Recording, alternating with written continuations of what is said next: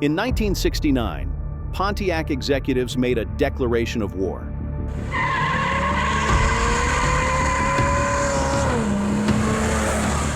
They were tired of watching Chrysler's 426 Hemi dominate drag strips across America, while their GTOs got embarrassed by teenage kids driving Cudas and Challengers.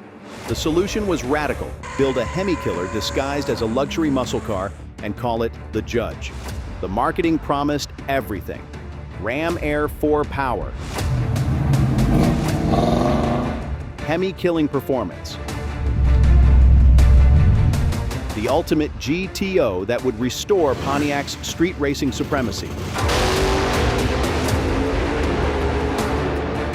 But when the Judge finally faced the 426 Hemi in head-to-head combat, the results weren't what Pontiac had promised. This is the story of the most hyped muscle car showdown of the era, and why Pontiac's Hemi-killer became the biggest disappointment in muscle car history. To understand why the Judge failed, you have to understand what Pontiac was up against. The 426 Hemi wasn't just an engine. It was a psychological weapon that had been destroying GM's credibility since 1966. Every Friday night at drag strips across America, the same story played out. Pontiac GTO, Chevelle SS, and Oldsmobile 442 owners would line up thinking they had serious street machines. Then some 17-year-old kid in a ratty-looking Plymouth would destroy them with a Hemi engine that made power numbers Detroit couldn't match.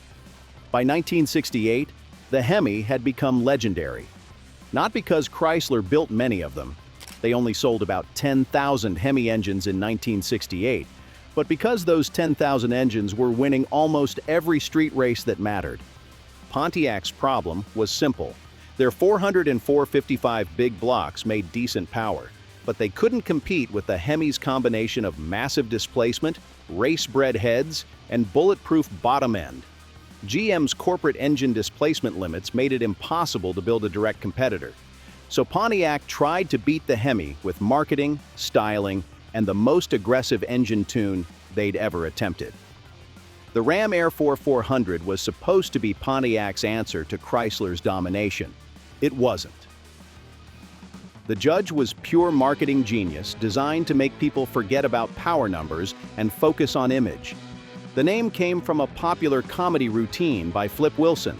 The styling was outrageous: bright orange paint, huge rear spoiler, Judge decals, and an attitude that screamed performance. Pontiac's advertising department went all out selling the Judge as the ultimate street machine. "All rise for the Judge" became the battle cry. Magazine ads showed the Judge destroying everything in sight. Dealer literature promised Hemi-killing performance from the Ram Air 4 engine. The psychology was brilliant. Instead of admitting they couldn't match the Hemi's power, Pontiac positioned the Judge as something better, more sophisticated, more engineered, more complete. The Judge wasn't just fast, it was cool, and in 1969, cool mattered as much as quarter-mile times. But underneath the marketing hype and outrageous styling was still just a 400 cubic inch Pontiac big block trying to compete with a 426 cubic inch race engine. Physics doesn't care about marketing campaigns. The Ram Air 4 was Pontiac's most aggressive street engine ever. Round port heads, radical cam timing, 10.75 to 1 compression, and a functional Ram Air induction system that actually worked. On paper, it was rated at 370 horsepower. The real number was higher, probably closer to 390. But even 390 horsepower wasn't enough to challenge a properly tuned Hemi, making 450 plus at the crank. Pontiac engineers knew they had a displacement disadvantage, so they tried to compensate with technology. The Ram Air 4 used advanced port designs, sophisticated cam profiles, and induction tuning that was years ahead of Chrysler's simple but effective Hemi design. The problem was that displacement trumps sophistication in drag racing. The Hemi's extra 26 cubic inches, combined with its race-proven cylinder heads and massive intake ports, created a combination that couldn't be overcome with engineering tricks. Independent dyno testing in 1969 proved what street racers already knew. A good Ram Air 4 might make 390 horsepower. A good Hemi was making 450 plus. That 60 horsepower difference translated into car lengths at the finish line. The most famous Judge versus Hemi confrontation occurred at Lyons Drag Strip in Long Beach, California. Hot Rod magazine organized a head-to-head test between a bone-stock Judge Ram Air 4 and an equally stock Cuda 446 pack. But wait, that's not right. They tested the Judge against a 446 pack, not a Hemi, which tells you everything you need to know about how confident Pontiac was in their Hemi-killer claims. Even against the lesser 446 pack, the Judge struggled. The Plymouth ran 13.56 at 105 miles per hour. The Judge managed 13.90 at 101 miles per hour. A third of a second might not sound like much, but it represents multiple car lengths at the finish line. The results were embarrassing for Pontiac. Their ultimate street machine, hyped as a Hemi-killer, couldn't even beat Chrysler's second strongest engine. Magazine editors started questioning whether the Judge was more show than go. But Pontiac's marketing department spun the loss as a victory. They claimed the Judge's superior handling and comfort made it a better, complete package than crude drag racing machines from Chrysler. The Judge was positioned as a thinking man's muscle car. Street racers weren't impressed by marketing spin. They wanted quarter-mile times, and the Judge couldn't deliver them against serious Mopar competition.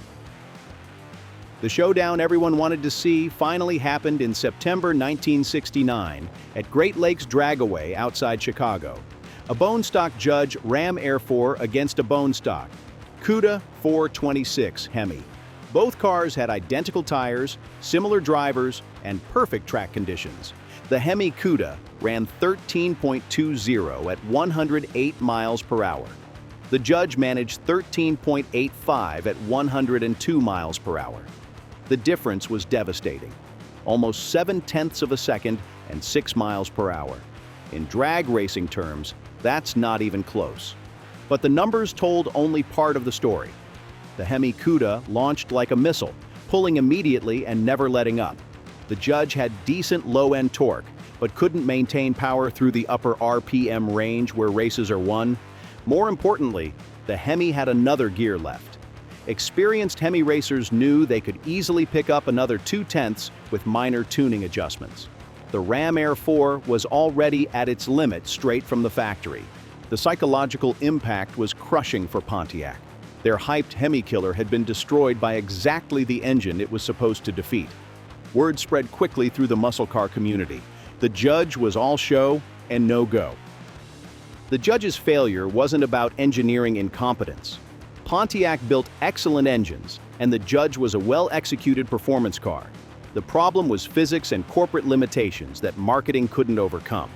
GM's 400 cubic inch displacement limit for intermediate cars meant Pontiac was bringing a knife to a gunfight. The Hemi's 26 cubic inch advantage was impossible to overcome with port design and cam timing alone. More fundamentally, Pontiac was trying to build a street car that could compete with a race engine. The 426 Hemi was developed for NASCAR competition and adapted for street use. The Ram Air 4 was developed for street use and hoped to compete with race engines. Those are completely different engineering approaches that produce completely different results. Race engines prioritize maximum power output over everything else. Street engines have to balance power with drivability, emissions, and durability.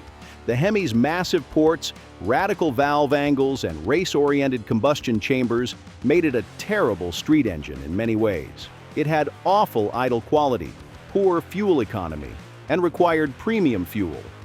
But none of that mattered when the light turned green. Ironically, the Judge was actually competitive against its real competition, other GM muscle cars. Against Chevelle SS 396, Oldsmobile 442s, and Buick Grand Sports, the Judge held its own. The Ram Air 4's 370 horsepower rating was conservative, just like most GM engines of the era. In reality, it was making closer to 390 horsepower, which put it in the same league as Chevrolet's L78 396 and Oldsmobile's W3455. Against Ford competition, The Judge was also competitive. The Boss 3-02 was built for Trans Am racing and couldn't match the Judge's straight-line performance. Even the mighty Boss 429 wasn't significantly faster in stock trim. The problem was that Pontiac had positioned the Judge as a Hemi-killer, not a competitor to other corporate siblings. By claiming it could beat the most powerful production engine in America, Pontiac set expectations that were impossible to meet. After the Judge's drag strip humiliation, Pontiac's marketing department went into damage control mode. They stopped claiming Hemi-killing performance and started emphasizing the Judge's complete package approach to muscle cars. Advertisements began focusing on the Judge's styling, handling, and luxury features rather than raw acceleration. The message became, anyone can build a fast engine, but only Pontiac could build a complete performance car. The strategy worked, to a degree. The Judge developed a following among buyers who wanted muscle car performance without the compromises that came with extreme engines like the Hemi. Sales were respectable, if not spectacular, but the damage to Pontiac's street racing credibility was permanent. The muscle car community had seen the Judge get destroyed by the very engine it was supposed to defeat. No amount of marketing spin could change that reality. Despite its failure as a Hemi-killer, the Judge deserves recognition for what it actually achieved. It was one of the most distinctive muscle cars ever built, with styling that still looks outrageous 50 years later. The Ram Air 4 engine, while not Hemi-competitive, was still an impressive piece of engineering. Its sophisticated port design and induction system influenced Pontiac engine development for years afterward. Most importantly, the Judge proved that muscle car buyers were interested in more than just quarter-mile times. The combination of performance, style, and attitude created a package that appealed to customers who might have been intimidated by a raw drag racing machine like the Hemi. The Judge sold over 6,800 copies in 1969, compared to about 2,000 Hemi Cudas and Challengers combined. In commercial terms, Pontiac's failed Hemi-killer was more successful than the engine it couldn't beat. The biggest irony of the Judge versus Hemi battle is that both cars were killed by the same enemy: federal emissions regulations and insurance industry pressure. By 1971, both the Ram Air 4 and 426 Hemi were gone, victims of changing regulations and market conditions.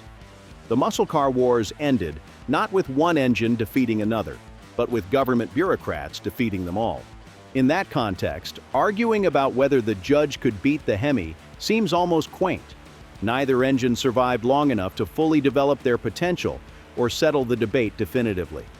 The Judge versus Hemi Showdown represents the final flowering of the muscle car era, when manufacturers were still trying to build the ultimate street machine before regulations made such efforts impossible. The Judge failed to kill the Hemi, but history killed them both.